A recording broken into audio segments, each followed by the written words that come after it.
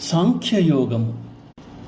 యం హిన వ్యధయంచేతే పురుషం పురుషర్షభా సమదుఃఖ సుఖం ధీరం సౌమృతత్వాయ కల్పతే. భగవానుడు ఇలా అంటున్నాడు, అర్జున, ధీరుడైన వాడు సుఖదుఖములను సమముగా చూచును. అట్టి వానిని విషయేంద్రియ సంయోగములు చెలింపజేయజాలవు. అతడే మోక్షము పొందుటకు అర్హుడు.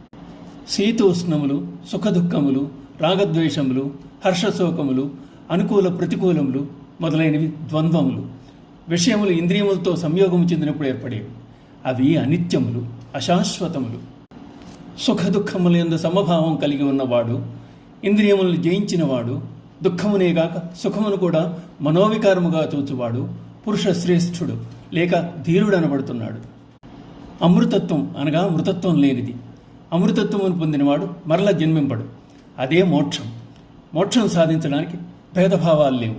భగవానుడు పేర్కొన్న గుణములు కలిగిన ధీరులందరూ అర్హులే. నా సతో విద్యతే భావో నా భావో విద్యతే సతః ఉభయోరపి దృష్టోంతః త్వనయోస్త్వత్వదర్శిభిః. అసత్తను దానికి ఉనికి లేదు, సత్తను దానికి లేమి లేదు. ఈ రెండింటి యొక్క వాస్తవ స్వరూపములను తత్వజ్ఞాని అయిన వాడే తెలుసుకున్నాడు. కంటితో చూచే ఈ బాహ్య ప్రపంచమంతా ఏదో ఒకనాడు నశించిపోతుంది. అటువంటి దానికి ఉనికి ఏది? ఒకవేళ అటువంటి ఉనికి ఉన్నదని అనుకున్నా అది ఎండమావి లాంటిది. కానీ ఆత్మ అనేది సత్యం. ఇది యథార్థ స్థితి. కేవలం జ్ఞానులకు మాత్రమే గ్రహించవీలుంది. తత్వవాదిభి అనగా తత్వం చెప్పేవానికన్నా తత్వదర్శిభి, తత్వాన్ని ప్రత్యక్షంగా వీక్షించిన వాడే జ్ఞాని. బ్రహ్మ సత్యం జగన్మిథ్య అనేది యథార్థం. అందుచేతనే ఉన్న ఆత్మను అనగా భగవంతుని లేదనుట, లేని జగత్తును ఉన్నదనుట రెండూ దోషములే.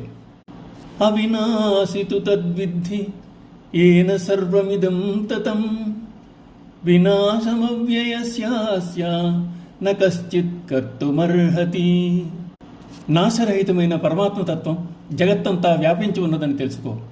శాశ్వతమైనట్టి దాన్ని ఎవ్వరూ నశింపజేయజాలరు. సంపూర్ణ జగత్తు పరమాత్మతత్వంతో నిండి ఉంది. ఆ పరమాత్మతత్వం నశింపనిది. జీవుల్లో ఉన్న ఆత్మ సర్వత్రా వ్యాపించి ఉన్న భగవత్ స్వరూపం. అందుచేత అన్ని ప్రాణులందు దయా కరుణ కలిగి ఉండి మనలో ఉన్నది భగవంతునిలో భాగమైన ఆత్మయే కనుక సన్మార్గమును ప్రవర్తించవాలని చెప్పబడుతోంది. ఓం నమో భగవతే వాసుదేవాయ.